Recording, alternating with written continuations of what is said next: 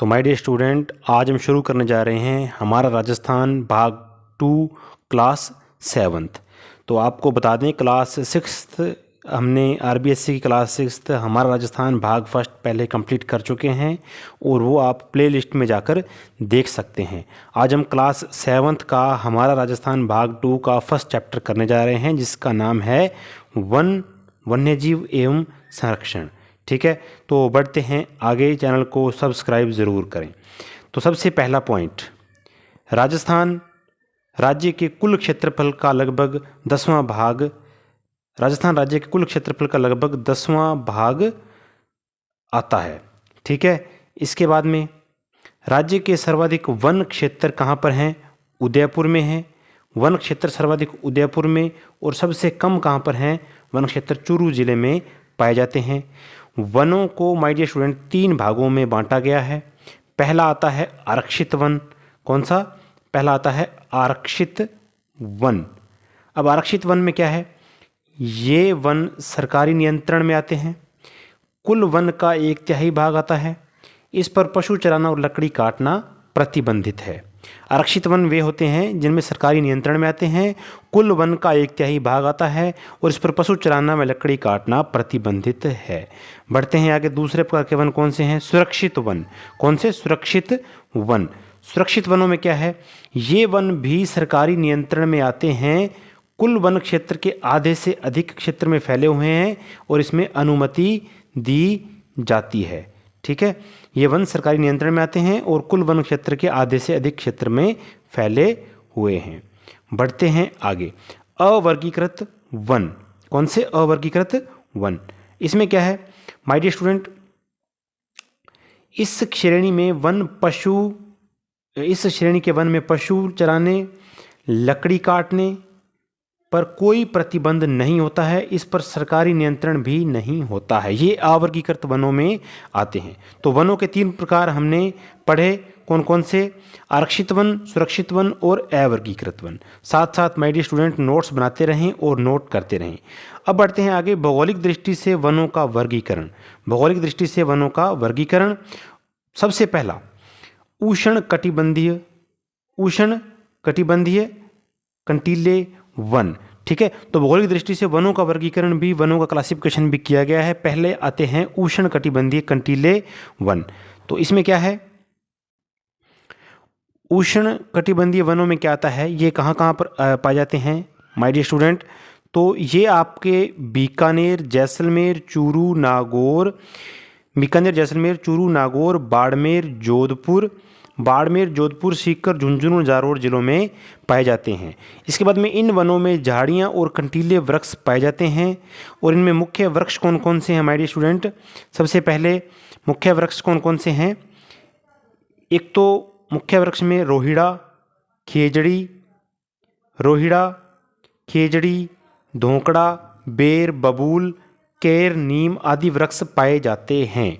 ठीक है, इस मरुस्थलीय वन वनस्पति को मरूदभिद भी कहा जाता है। ठीक है, और इसके बाद में खेजड़ी को राजस्थान का कल्प वृक्ष कहा जाता है। इंपॉर्टेंट लाइन है माय डियर स्टूडेंट कि खेजड़ी को राजस्थान का कल्प वृक्ष भी कहा जाता है तथा राज्य वृक्ष भी खेजड़ी है। इसके बाद में रोहिड़ा राजस्थान का राज्य पुष्प है। 2 क्वेश्चन इंपॉर्टेंट निकलते हैं कि खेजड़ी को राजस्थान का कल्प वृक्ष कहा जाता है और राज्य वृक्ष भी खेजड़ी है। ठीक है, और रोहिड़ा राजस्थान का राज्य पुष्प है। बढ़ते हैं आगे। नंबर 2, उष्ण कटिबंधीय शुष्क पतझड़ वन। ठीक है, इसमें क्या है? उष्ण कटिबंधीय शुष्क पतझड़ वन। इन वनों को मानसूनी वन भी कहा जाता है।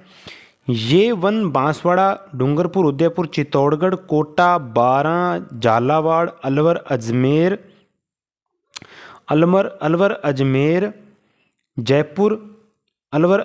जयपुर, सवाई माधोपुर, करौली, बूंदी और टोंक आदि जिलों में पाए जाते हैं। ठीक है, इन वनों में कौन कौन से पाए जाते हैं वृक्ष भाई? इन वनों में माय डियर स्टूडेंट सागवान। कौन सा? सागवान, बरगद, तेंदू, सालर, महुआ, गुलर, धोंक, ढाक, साल, सीताफल, आंवला, बांस, नीम, शीशम आदि वृक्ष पाए जाते हैं। ठीक है, बढ़ते हैं आगे। अर्ध उष्ण कटिबंधीय सदाबहार वन। इन वनों को सदाबहार वन भी कहा जाता है और ये आबू पर्वतीय क्षेत्र में ही पाए जाते हैं। कौन से? अर्ध उष्ण कटिबंधीय सदाबहार वन कहाँ पाए जाते हैं? आबू पर्वतीय क्षेत्र में पाए जाते हैं। इसमें कौन कौन से वृक्ष पाए जाते हैं माय डियर स्टूडेंट? इसमें आप आम, बांस, सागवान आदि वृक्ष पाए जाते हैं। तो ये वनों का वर्गीकरण था, 3 प्रकार से थे। अब बढ़ते हैं आगे, वन संरक्षण। क्या? वन संरक्षण। तो अब वन संरक्षण में क्या है? राष्ट्रीय वन नीति वर्ष 1952 संशोधित 1988 के अनुसार कुल भूभाग का लगभग 33% वन क्षेत्र होना चाहिए। ठीक है, मतलब राष्ट्रीय वन नीति वर्ष 1952 में बनाई गई थी और संशोधित 1988 में भी हुई थी। उसमें क्या रूल रखे गए, क्या शर्त रखी गई कि कुल भूभाग का लगभग 33% वन क्षेत्र होना चाहिए। मतलब 100 में से 33% आपका जो भाग है वो वन के अंदर होना चाहिए। उसके बाद में कुछ नीतियाँ और आई, जैसे कि राज्य की वन नीति 2010 में राज्य के संपूर्ण भूभाग के 20% को वृक्षाच्छादित करने का लक्ष्य रखा गया। मतलब इससे पहले जब राष्ट्रीय वन नीति आई थी तो उसमें 1952 में और संशोधित 1988 में क्या रखा गया कि कुल भूभाग का 33% वन क्षेत्र होना चाहिए, और 2010 में जो राज्य के संपूर्ण भूभाग के 20% को वृक्षाच्छादित करने का लक्ष्य रखा गया, मतलब उसको कम कर दिया गया। तो जोधपुर में इसके बाद में इम्पोर्टेंट लाइन क्या है कि जोधपुर में केंद्रीय शुष्क क्षेत्र अनुसंधान संस्थान काजरी और शुष्क वन अनुसंधान संस्थान आफरी स्थित है।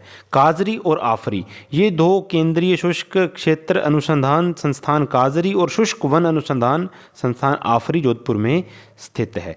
इसके बाद में दूसरी घटना क्या घटित है कि एक नाम आता है अमरता देवी के नेतृत्व में जोधपुर के खेजड़ी गांव में 1730 ईस्वी में घटना हुई थी, जहां पर 363 स्त्री पुरुषों ने वृक्षों से लिपटकर बलिदान दिया था। 363 स्त्री पुरुष थे। बात कब की है? सन 1730 की है और जोधपुर का खेजड़ी गांव है। ठीक है, उसके बाद में अमरता देवी, इसके बाद में क्या हुआ?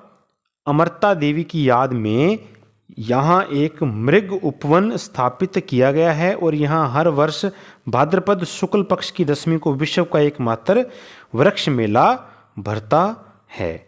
ठीक है, आई होप आपको समझ में आ रहा होगा। बढ़ते हैं आगे। राष्ट्रीय उद्यान। ठीक है, राष्ट्रीय उद्यान ये इम्पोर्टेंट है और साथ साथ आप नोट करते जाइएगा। 3 राष्ट्रीय उद्यान हैं हमारे पास राजस्थान में। कौन सा? सबसे पहले फर्स्ट नंबर पे आता है माय डियर स्टूडेंट, केवलादेव राष्ट्रीय उद्यान।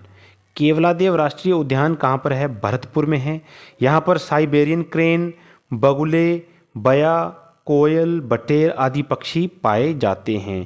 ठीक है, केवलादेव राष्ट्रीय उद्यान कहाँ पर है? भरतपुर में है। नंबर 2, रणथंभौर राष्ट्रीय उद्यान। कौन सा? रणथंभौर राष्ट्रीय उद्यान कहाँ पर है माय डियर स्टूडेंट? ये सवाई माधोपुर में है। यहाँ बाघ, भालू, चीतल, सांबर, नीलगाय, मगरमच्छ आदि पाए जाते हैं। ठीक है, इसके बाद में बढ़ते हैं आगे। नंबर 3 पे आता है मुकंदरा हिल्स राष्ट्रीय उद्यान। कौन सा? मुकंदरा हिल्स राष्ट्रीय उद्यान। ये कहाँ पर है? कोटा चित्तौड़गढ़ रावतभाटा। कोटा चित्तौड़गढ़ रावतभाटा। यहाँ बाघ, रीछ, जरख, गीदड़, भेड़िया, सांबर, चीतल, नीलगाय, चिंकारा, सियार आदि पाए जाते हैं। ठीक है, तो 3 प्रकार के हमारे राष्ट्रीय उद्यान हैं। केवलादेव राष्ट्रीय उद्यान जो कि कहाँ पर है? भरतपुर में है। रणथंभौर राष्ट्रीय उद्यान जो कि कहाँ पर है? सवाई माधोपुर में है। और मुकंदरा हिल्स राष्ट्रीय उद्यान कोटा चित्तौड़गढ़ रावतभाटा में स्थित है। बढ़ते हैं आगे। वन्य जीव अभयारण्य। देखो माय डियर स्टूडेंट, एक थोड़ा सा फर्क यहाँ पर आपको समझना होगा।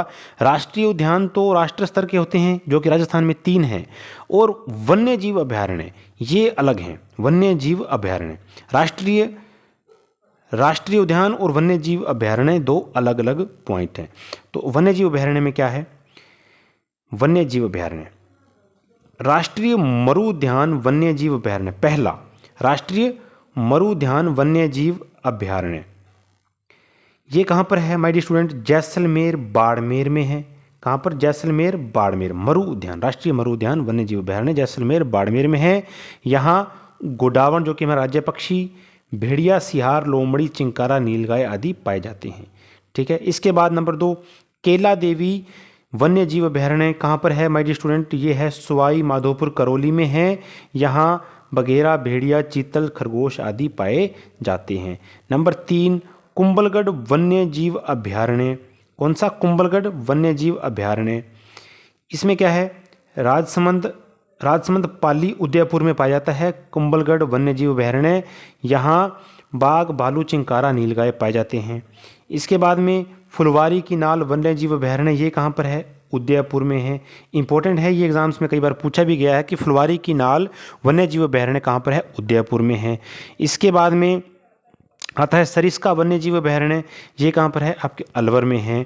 इसके बाद में आता है टोडगढ़ रावली वन्य जीव अभयारण्य, ये कहाँ पर है? राजसमंद पाली अजमेर में स्थित है। बढ़ते हैं आगे, सीता माता वन्य जीव अभयारण्य, ये कहाँ पर है? सीता माता वन्य जीव अभयारण्य ये आपका आता है प्रतापगढ़, चित्तौड़गढ़, उदयपुर में, और यहाँ पर उड़न, गिलहरी, सांभर, लोमड़ी आदि पाए जाते हैं। बढ़ते हैं आगे। तो नंबर 8 पर आता है माउंट आबू वन्य जीव अभयारण्य, कौन सा? माउंट आबू वन्य जीव अभयारण्य, ये कहाँ पर है माय डियर स्टूडेंट? आपके सिरोही में है, और यहाँ पर रीछ, जंगली मुर्गा, चिंकारा, चीतल, सांभर आदि पाए जाते हैं। इसके बाद में नंबर 9 रामगढ़ विषधारी वन्य जीव अभयारण्य, ये कहाँ पर है माय डियर स्टूडेंट? बूंदी में है। यहाँ पर विषधारी सांप, बाघ, रीछ पाए जाते हैं। तो ये इंपॉर्टेंट है, रामगढ़ विषधारी वन्य जीव अभयारण्य, ये एग्जाम्स में पूछा भी गया है। इसके बाद में my dear student Jamwa Ramgarh वन्य जीव अभयारण्य, ये आपका कहाँ पर है? जयपुर में है। इसके बाद में राष्ट्रीय चंबल घड़ियाल वन्य जीव अभयारण्य, ये कहाँ पर है? कोटा सवाई माधोपुर करौली, धौलपुर, चंबल नदी के सहारे स्थित है। तो क्लास 7 का फर्स्ट चैप्टर राजस्थान अध्ययन भाग 2 यहाँ पर कंप्लीट होता है। प्लीज़ सब्सक्राइब एजुकेशन वाला। ठीक है। तो राजस्थान की आरबीएससी के सिलेबस को कवर अप करने के लिए आप एजुकेशन वाला को सब्सक्राइब करें और पढ़ने वाले बच्चों तक ज़रूर शेयर करें, ताकि कोई भी पढ़ाई से वंचित ना रहे। तब तक के लिए धन्यवाद, नमस्कार।